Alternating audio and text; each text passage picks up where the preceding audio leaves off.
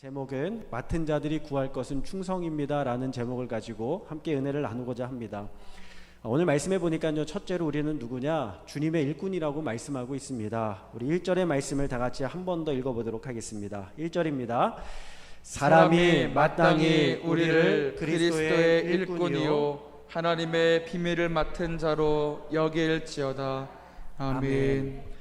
여기에 일꾼이라는 단어가 나오죠. 좋게 말해서 일꾼인데, 일꾼은요 헬라어로 휘페레테스라는 단어를 사용합니다. 이 휘페레테스라는 단어의 어원을 살펴보면은 배 밑바닥에서 노를 젓는 사람들이라는 그러한 뜻을 가지고 있어요. 우리나라로 생각하면 뱃사공 정도 생각할 수 있을 것 같은데 사실 조금 다른 의미를 가지고 있습니다. 원래 뱃사공은요 배를 젓는 것이 그의 업이죠. 그는 그가 가고 싶은 대로 가는 것이 아니라 배에 탄 손님이나 주인이 원하는 방향이나 원하는 목적지에 따라서 노를 젓게 되는 것이죠.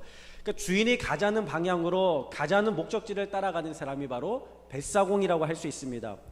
이 휘페레테스라는 단어는요 좀 더 강한 뜻을 가지고 있는데, 이 휘페레테스라는 단어는요 사실 노예라는 뜻을 가지고 있어요. 노예라는 뜻. 왜 노예이냐? 이 그리스 시대에는요 그 지중해 앞바다에 해전을 많이 벌이잖아요. 그 해전을 벌이면은 큰 배를 가지고 나와서 전쟁에 임하게 됩니다. 근데 여러분, 큰 배를 어떻게 움직이겠어요? 어떻게 방향을 바꾸겠어요? 옛날에는 노를 저어서 배를 움직이지 않았어요? 거북선도 보면은 그 배 안에 깊숙이 밑바닥에 누가 있습니까? 노 젓는 사람들이 있잖아요. 그러니까 옛날에 그리스의 해전 시대에는요 배가 3단으로 되어 있는데 맨 위에 갑판이 있고 또 중간에 짐칸이 있고 그 아래에 노예들이 가장 밑바닥에서 노를 열심히 저었다는 것입니다. 그래서 그 큰 함선이 움직일 수 있었던 거예요. 수백 명의 노예들이 배 밑바닥에서 보이지 않는 곳에서 주인의 명령을 따라서 노를 저었습니다. 그래서 배 밑에서 노를 저었던 노예들이 바로 이 휘페레테스라는 단어를 사용해서 말하고 있는 것이죠. 그러니까 바울은 우리가 누구냐? 우리가 바로 그리스도의 노예라는 거예요. 그리스도의 종이라는 거예요. 그러니까 예수님이 우리의 주인 되시고 우리는 주님의 말씀에 순종하며 따라가는, 주님의 말씀에 순종하며 따라가는 그러한 주님의 종이라는 것을 말씀하고 있는 줄로 믿습니다. 당시 교회에 사람들이 많이 나뉘었거든요. 갈리었어요. 뭐 바울파냐 아볼로파냐 게바파냐 서로 싸우고 갈등하고 있었거든요. 근데 우리가 이렇게 갈등하고 싸울 것이 아니라 우리는 모두 그리스도 예수의 노예가 되고 주님의 종이 되어서 한 주님의 뜻을 따라서 살아가야 될 주님의 일꾼이 되어야 됨을 오늘 말씀하고 있는 줄로 믿습니다. 오늘 우리도 마찬가지죠. 우리도 주님의 휘페레테스가 되어야 됩니다. 우리가 원하는 대로 갈 것이 아니라 주님께서 원하시는 곳으로 가고 주님 이끄시는 곳으로 따라가고 주님 말씀하시는 곳을 향해서 갈 수 있는 믿음의 삶이 다 되기를 주님의 이름으로 축원합니다.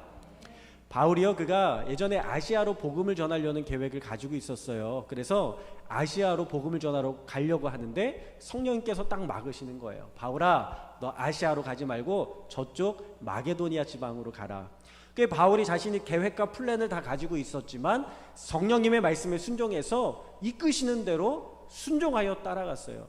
여러분, 우리가 인생을 살다 보면은 우리가 계획해 놓은 것이 얼마나 많이 있어요.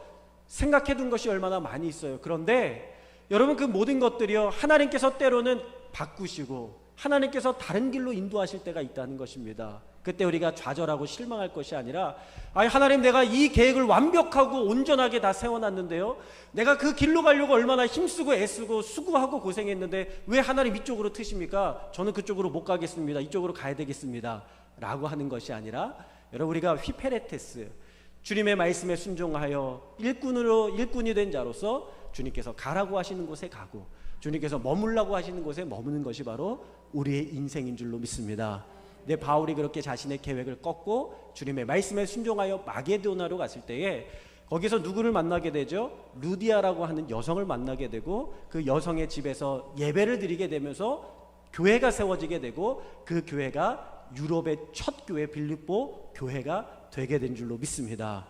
하나님의 역사는 그렇게 일하시는 거예요. 여러분, 그러므로 우리가 다 주님 앞에 순종하는 믿음의 삶이 되어야 될 줄로 믿습니다. 두 번째로요, 우리가 맡은 비밀은 무엇이냐면 바로 구원의 복음인 줄로 믿습니다. 우리 1절의 말씀을 다시 한번 읽도록 하겠습니다. 1절의 말씀 같이 읽겠습니다. 사람이 마땅히 우리를 그리스도의 일꾼이요 하나님의 비밀을 맡은 자로 여길지어다.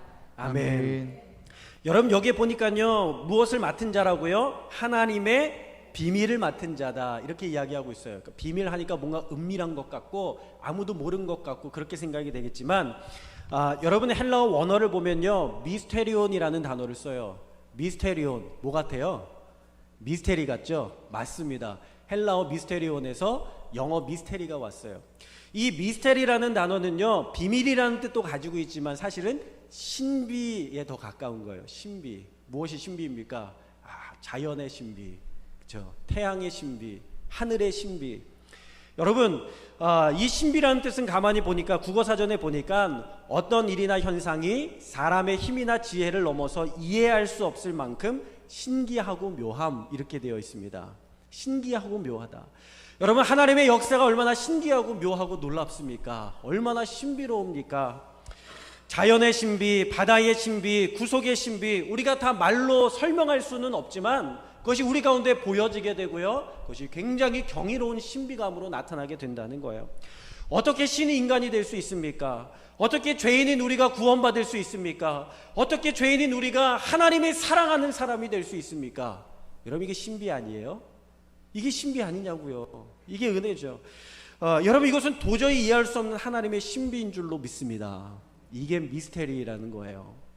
그래서 신비는 자연스럽게 드러나게 되어 있습니다. 우리가 사랑하는 것 있잖아요. 사랑하면요 뭐 어떻게 되죠?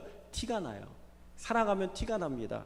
누군가를 사랑하면 자연스럽게 드러나게 되어 있습니다. 누군가를 위하여 선행을 베풀면 자연스럽게 드러나게 되어 있습니다. 이것이 바로 신비라는 것입니다. 그래서 신비, 이 미스테리는요 드러나는 것을 목적으로 하는 거예요. 근데 반면에 비밀은 영어로 시크릿이라는 단어를 사용하는데 시크릿은 뭐냐면 숨기는 거예요. 감추는 거예요. 남이 모르게 하는 것입니다. 그래서 이 복음이 사실은 신비인데 이단들은 이 복음을 뭐라고 그러냐면 비밀이라고 합니다. 그래서 남이 모르는 것, 우리만 아는 것이라고 생각을 하고 사람들을 미혹하게 되죠. 그러나 사랑은 자연스럽게 드러나게 되어 있어요. 왜 드러날까요? 기쁨을 주려고요. 그것이 드러날 때 얼마나 큰 기쁨이 됩니까? 우리가 찬양 가운데 그런 찬양이 있죠. 그 크신 하나님의 사랑 말로 다 형용 못하네. 저 높고 높은 별을 넘어 이 낮고 낮은 땅 위에. 우리 인간적인 생각으로는 이해할 수 없고 인간적인 생각으로 설명할 수 없지만 그러나 놀라운 그 일이 이루어진 것이 무엇입니까? 그것이 바로 신비인 줄로 믿습니다. 그것이 바로 하나님의 신비라는 거예요. 얼마나 가슴이 벅차요. 얼마나 우리의 마음이 뜨거워집니까? 복음 들고 산을 넘어가는 자들의 발길 아름답고 아름답도다. 이 사랑의 신비를 들고 가는 자들마다 우리의 마음의 기쁨이 충만하게 되는 줄로 믿습니다. 여러분 어떤 마음과 자세로 우리가 복음을 증거해야 될까? 이 충성함으로 복음의 신비를 붙들고 살아가야 될 줄로 믿습니다. 그러므로 이 복음의 신비를 맡은 자들은 충성해야 되는 것입니다. 우리 2절 말씀을 다 같이 함께 읽어보도록 하겠습니다. 2절의 말씀입니다. 그리고 맡은 자들에게 구할 것은 충성이니라. 아멘. 여러분 충성을요 헬라어로 보니까는 이 제테오라는 단어를 사용합니다. 제테오라는 단어의 뜻은 뭐냐면 추구하다, 열망하다, 갈망하다 이런 뜻을 가지고 있어요. 뭔가를 추구하는 것, 열망하는 것. 그러니까 하나님의 비밀을 맡은 자들은 날마다 추구하고 열망해야 될 것이 있다는 거예요. 근데 재밌는 것은요 이 제테오라는 단어가 한 가지 뜻을 더 가지고 있는데 그것은 이 히브리어로 사용될 때는요 경배하다라는 뜻도 가지고 있어요. 경배하다. 그러니까 우리가 하나님의 말씀을 붙들고 복음의 비밀과 신비를 붙들고 세상을 향하여 주님 앞에 충성되이 살아가는 그 삶의 모습이 무엇이냐면 하나님을 경배하고 하나님을 예배하는 삶이라는 거예요. 우리가 하나님의 말씀 앞에 충성되이 살아가는 것, 흔들리지 않고 믿음이 굳건하게 서서 살아가는 것, 그것 자체가 하나님을 경배하고 하나님을 예배하고 하나님의 이름을 높이는 영광스러운 삶을 살아가는 일이라는 것을 주님께서는 말씀하고 계신 줄로 믿습니다. 여러분 충성의 헬라어 어원은요 피스토스라는 단어를 사용해요. 피스토스. 이 피스토스는요 믿을 만한, 신실한, 믿는 그런 것을 뜻하는 것입니다. 영어로는 faithful이라는 것이 왔어요. 여러분 아까 휘페레테스가 노젓는 사람들을 이야기한다고 말씀드렸잖아요. 이 노젓는 사람들의 가장 큰 덕목은 뭘까요? 그것은 바로 충성이었어요. 여러분이 노젓는 자들이요, 아이 나 힘들어서 못하겠어 손 놓고, 아이 나 기분이 나빠서 못하겠어 손 놓고, 아이 나는 다른 데로 가고 싶어 하고 반대로 노를 젓는다면 그 배가 어떻게 움직이겠습니까? 이 배 밖에서는요, 폭탄이 날아오고 대포가 쏘아져 오고 화살이 빗받쳐 오는 그 순간 가운데에 주인의 명령을 따라, 장군의 명령을 따라서 우로 가라고 하면 우로 가야 되고 좌로 가라고 하면 좌로 가야 그 배가 파손되지 아니하고 정확한 목적지에 목적을 따라서 갈 수 있는 것인데, 노예들이요, 내가 원하는 대로 가고 싶다고, 나는 저쪽에 가서 구경하고 관광하고 싶은데 하고 노를 반대로 젓는다면 그 배는 포격을 받아서 침몰하고 말게 될 것이라는 것이죠. 여러분, 교회도 마찬가지입니다. 교회는요, 하나님의 어떤 항공모함과 같은 거예요. 우리가 하나님의 말씀 앞에 충성된 일꾼이 되어서 한 마음과 한 뜻을 가지고 복음을 위하여 살아갈 때에 하나님께서 이 교회를 통하여 놀라운 구원의 역사를 일으키시게 되는 줄로 믿습니다. 여러분, 그래서요, 충성이 우리 가운데 있어야 된다는 거예요. 바울은 충성되이 살려면 우리의 판단을 내려놔라, 우리의 생각을 내려놔라, 우리의 비판을 내려놔라, 우리의 비교의식을 내려놔라, 바울은 말씀하고 있는 줄로 믿습니다.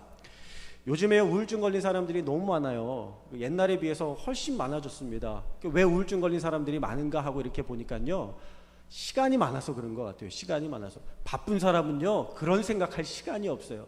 일하시는 분들 보면요, 그런 생각할 시간이 없어요. 저희 할머니가 연세가 96세가 넘으셨는데, 제가 기억하는 할머니는요, 틈만 나면 일하시는 거예요. 틈만 나면 걸레를 손에 들고 방 바닥을 닦고 항상 닦으셨거든요. 저보고 항상 비키라고, 닦아야 되니까 비키라고 하셨던 게 생각이 납니다. 아마 지금도 힘이 있으면요, 하루 종일 일하고 다니실 거예요.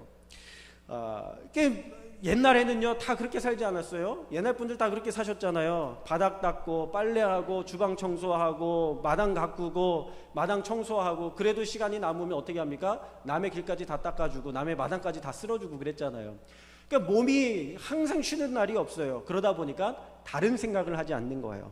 근데 요즘은 너무 시간이 많다 보니까 스스로를 판단할 시간이 너무 많은 거예요. 그래서 판단하다 보면 꼭 두 가지에 빠지게 되는데, 하나는 열등감에 빠진다거나 하나는 우월감에 빠지는 거죠. 남과 비교하면서 내가 더 스스로 우월감에 느낀다거나, 아니면 또 다른 사람을 보면서 내가 스스로 열등감에 빠지는 것을 반복하는 거예요. 그러니까 정신이 어떻게 되겠습니까? 온전해질 수가 없죠. 미치지 않고서 어떻게 견딜 수 있겠습니까? 이 존 맥스웰이라는 목사님이 계신데, 이 목사님이요, 위대한 영향력이라는 책에서 이렇게 이야기를 하세요. 사람의 발전을 저해하는 것은 재능이 아니다, 재능이 없다고 스스로 여기는 생각이다, 이렇게 이야기를 합니다. 재능이 부족해서 사람을 망치는 것이 아니라, 재능이 없어서 우리가 발전하지 못하는 것이 아니라, 우리가 스스로 재능이 없다고 생각하기 때문에 그것이 망치는 것이다. 스스로 망했다고 생각하거나 스스로 실패자라고 생각하거나 스스로 부족하다고 생각하기 때문에 망한다는 거예요. 여러분, 하나님은요, 우리 가운데 다 달란트를 주셨거든요. 예수님이 말씀하신 비유에 보면은 달란트의 비유가 나오지 않습니까? 어떤 사람은 5달란트를 주고, 어떤 사람에게는 2달란트를 주고, 어떤 사람에게는 1달란트를 주었어요. 그렇게 해서 이 주인이요, 먼 곳으로 일하러 잠깐 여행을 갔는데, 그 사이에 이 5달란트 받은 사람이 열심히 일해서 5달란트를 남기고, 2달란트 받은 사람이 열심히 일해서 2달란트를 남기고, 1달란트 받은 사람이 일 안 하잖아요. 비교하잖아요. 아니, 저 사람은 뭔데 5달란트 주고 저 사람은 뭔데 2달란트 주고 나는 왜 1달란트밖에 안 주는 거야? 뿔이 이렇게 나가지고요, 열폭이라고 그러죠. 요즘에 생각해보니까 화가 나네. 생각해보니까는 분노가 막 치밀어요. 그래서 어떻게 합니까? 그것을 땅에다가 묻어두잖아요. 묻어두었다가 주인이 돌아왔을 때에 그것을 흙 묻은 채로 그냥 돌려주지 않습니까? 여러분, 그런데요, 1달란트 받은 사람이 적게 받았다고 생각하지만 마태복음에는요, 뭐라고 적혀 있냐면 분명히 금 1달란트라고 적혀 있어요. 금 1달란트. 여러분, 금 1달란트가 34kg가 넘거든요. 오늘 시세는요, 22억 3천만 원이 22억 3천만 원. 여러분, 22억 3천만 원을 받았는데 다른 사람은 몇 배를 받았어요? 100억을 받은 거예요. 그러니까 내가 받은 게 부족하다고 느껴지고 나를 무시했다고 느껴지는 거예요. 그 받은 것을 어떻게 합니까? 22억이나 받았는데 그것을 하찮게 여기는 거예요. 땅에다 묻어뒀다가 그대로 흙 묻은 채로 돌려주지 않습니까?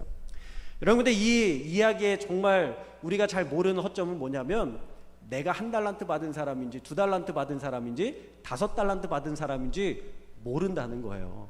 모른다는 거예요. 여러분 이 이야기를 들으면서 어떤 생각하셨어요? 아유, 나도 저 한 달란트 받은 사람하고 똑같은 것 같아. 여러분 스스로 그렇게 생각하고 있지 않습니까? 내 주님은요, 여러분이 한 달란트 받은 자라고 말씀하지 않으셨어요. 여러분, 제가 한 달란트 받고 여러분이 5달란트 받았을 수도 있어요. 그러니까 여러분, 중요한 것은요, 하나님께서 우리 가운데 주신 것을 정말 하나님의 말씀 앞에 충성할 때에 하나님께서 기뻐하시는 줄로 믿습니다. 충성할 때에, 순종할 때에, 신실하게 하나님의 말씀 앞에 엎드릴 때에 하나님께서 기뻐하시는 줄로 믿습니다. 그러니까 한 달란트 받은 사람은 받은 한 달란트가 문제가 아니라 이 사람의 생각과 판단이 문제였던 것이죠. 사랑하는 여러분, 제가 이렇게 성도님들한테 뭐 부탁을 드릴 때가 있어요. 뭐 교사를 해달라, 뭐 봉사를 해달라, 부장을 맡아달라. 그러면요, 성도님들이 항상 하시는 말씀이 있어요. 아유, 제가 못해요, 목사님. 저는 부족해서 못해요. 아유, 저는 안 돼요. 다른 사람 시키세요. 이렇게 이야기하거든요. 대부분 그렇습니다. 근데 여러분, 이 말이 정말 여러분이 부족하다 생각해서 그런 겁니까? 아니면 싫어서 우회적으로 표현하는 겁니까? 둘 다예요. 맞습니다. 둘 다 하나님 앞에서 어떤 대답을 하든지 하나님 앞에 충성된 행동이 아님을 우리가 깨달아야 될 줄로 믿습니다. 하나님, 우리 부족하다 하지 아니하십니다. 하나님께서 은사를 주시고 재능을 주시고 하나님께서 우리 가운데 성령을 주셔서 주님께서 하시는 일을 우리도 하게 주님께서 역사하시고 능력을 주시고 권능을 주신 줄로 믿습니다. 이것이 바로 예수님께서 우리 가운데 하시는 말씀이에요. 예수님께서 오늘 새벽에도 보면은 마태복음, 마가복음 6장에 보니까는 제자들에게 권능을 주셔서 모든 귀신을 제어하는 능력을 주시고 병 고치는 능력을 주셨어요. 그러니까 제자들이 다니면서 귀신을 내어쫓고 병을 고치고 치유하는 역사가 나타나게 된 줄로 믿습니다. 예수님이 제자들 보고 부족하다고 그러지 아니하셨어요. 믿음이 적은 것을 책망하셨지 그들이 부족한 것, 능력이 부족한 것을 주님께서 책망하지 않으셨습니다. 왜요? 우리 가운데 성령의 능력으로 말미암아 놀라운 일을 하나님께서 감당케 하시기 때문인 줄로 믿습니다. 그러니까 여러분, 하나님 앞에 충성하며 살아갈 수 있는 저와 여러분 다 될 수 있기를 주님의 이름으로 축원합니다. 미국 워싱턴 DC에 가면은 그 스미소니언이라는 박물관이 있어요. 거기 뭐 굉장히 많은 것들이 있습니다. 공룡도 있고요, 유명한 연예 인사들, 인물들에 대한 어떤 그런 물건들도 보관이 되어 있는데, 그 박물관에는 링컨의 소지품들이 모여져 있어요. 거기는 손수건도 있고, 뭐 어린 시절 시골에 살았거든요. 그 시골에서 어린 시절 소년 때 쓰던 나이프 같은 것도 있고, 그리고 거기에 너덜너덜한 신문 조각 하나가 딱 있습니다. 너덜너덜한 신문 조각, 다 헤어졌어요. 종이가 다 헤어지면 일어나잖아요. 그런 헤어진 신문 조각이 있어요. 사람들이 궁금해서 보는 거예요. 그게 왜 거기에 들어있나고 딱 보니까는 그 신문에 이러한 기사가 기록이 되어 있습니다. 링컨은 역대 최고의 정치인 가운데 한 사람이다. 여러분, 이게 뭘 이야기하는 걸까요? 링컨이요, 정말 공격 많이 받은 사람이었어요.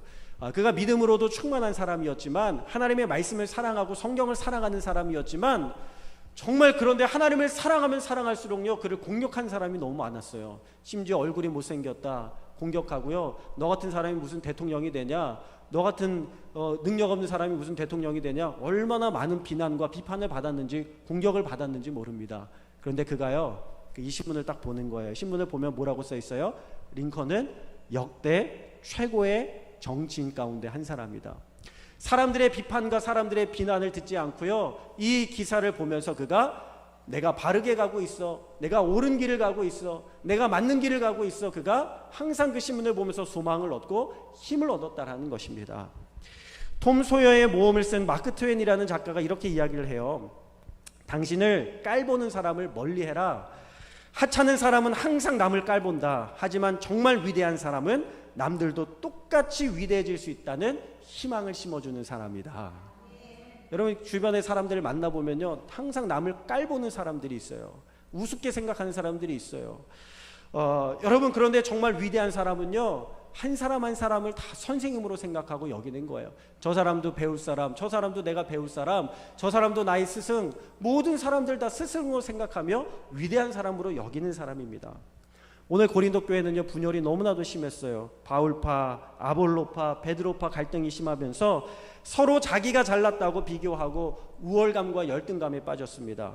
근데 바울은 그들이 모두 다 하나님의 복음의 비밀을 가진 사람들이라고 이야기하면서 한 사람 한 사람들을 존귀하게 세워주고 있다는 거예요. 여러분, 저와 여러분 안에 성령님께서 거하신 줄로 믿습니다. 예수 그리스도의 의가 여러분들 안에 있는 줄로 믿습니다. 그러니까 사람들이 여러분을 무시한다고 해서 열등감에 빠지지 마시고, 또 다른 사람이 좀 부족해 보인다고 해서 우월감에 빠지지 마시고, 한 사람 한 사람이 다 그리스도의 형상을 따라 지음받은, 그리고 예수 그리스도의 형상과 그리스도의 의가 그 안에 있고 주님의 성령이 그 안에 계시는 성전임을 기억하면서 존귀하게 여기고 세워줄 수 있는 우리 호각교회 모든 성도님들이 다 될 수 있기를 주님의 이름으로 축원합니다.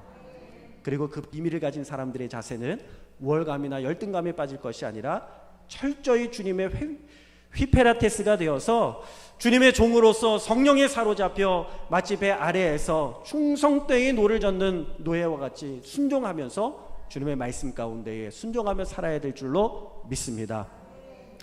마지막으로 한 가지 이야기만 하고 마칠게요. 그 션이라는 연예인이 있어요. 정혜영이라는 그 배우하고 결혼한 션이라는, 누군지 하나도 모르시죠? 근데 여러분, 이 사람이 정말 대단한 사람인데 우리나라의 기부천사 1등입니다. 기부천사 1등이에요. 신앙적으로 모범적으로 살고 있습니다. 한국 컴패션이라는 국제지원단체에서 매년 400여 명의 아이들을 결연을 맺어서 후원을 하고 있고요. 홀트 복지회에서 100여 명의 아이들을 결연을 맺어서 매년 한 500명 가까이 되는 아이들을 후원하고 있어요. 그분을 잘 아는 목사님이 물어보셨대요. 여러분, 션이라는 사람 잘 모르시잖아요. 왜 모르겠어요? TV에 안 나오니까 모르죠. 방송을 안 하니까 모르죠. 일 안 하니까 모르는 거예요. 그러니까 이 목사님이, 그 사람을 아는 목사님이 너무 궁금해서, 아니, 당신은 일도 안 하는데 어떻게 그렇게 많은 사람들을 후원합니까? 돈이 어디서 나서 후원하고 있어요? 물어본 거예요. 그러니까 이 션이라는 사람이 뭐라고 이야기하냐면, 주님을 위하여 살려고 결심하니까 하나님께서 채워주시더라고요. 이렇게 고백하는 거예요. 내가 주님을 위하여 살기로 결정하고 결심하니까 하나님 채워주시고 공급해 주셔서 이런 일들을 감당하고 있습니다. 그렇게 고백하더라는 것입니다.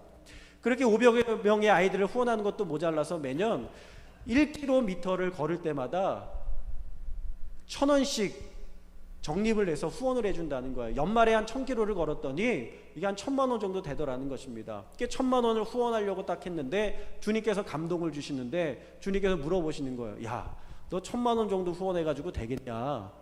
1km에 1,000원 가지고 되겠냐? 1km에 10,000원 정도는 해야지. 여러분, 1km에 1,000원이면 1,000km면은 얼마예요? 10,000km. 1km에 1,000원이면 1년에 10,000km를 걸었어요. 그러면은 얼마예요? 1,000만 원이잖아요. 근데 그게 10,000원으로 올라가면 얼마입니까? 1억 원이에요. 1억. 1,000만 원을 후원하려고 그랬는데 주님이 감동을 주셔서 1억 원을 순종하는 마음으로 후원하는 것입니다. 그런데요, 그렇게 결심하고 났더니 딱 CF가 하나 딱 들어왔는데 그게 얼마짜리인지 아세요? 얼마짜리일까요? 1억짜리가 딱 들어왔대요. 그래서 바로 하나님 앞에 1억을 기부하게 되었다고 간증을 하더라고요. 돈을 벌었다는 것을 이야기하는 것이 아니라 정말 주님 앞에 충성하며 순종하는 삶을 살았더니 하나님께서 그 일을 감당하게 힘 주시고 능력 주시고 공급해 주시더라. 이것을 고백하고 있는 것입니다. 여러분, 그렇게 해서 순종하며 헌신하며 결심하니까 주님께서 채워주시는데 채워주시고 부어주셔서 지금까지 50억이 넘는 돈을 기부하고 후원할 수 있었다는 것입니다. 여러분, 저는 우리 호각교회 모든 성도님들이 주님의 충성된 종 될 수 있기를 주님의 이름으로 축원합니다. 그래서 여러분, 주님의 말씀 가운데 붙들려 살아갈 때에 주님께서 우리의 인생을 붙들어 주시고 붙잡아 주시고 도와주셔서 주님의 놀라운 귀한 일들을 감당하게 하실 줄로 믿습니다.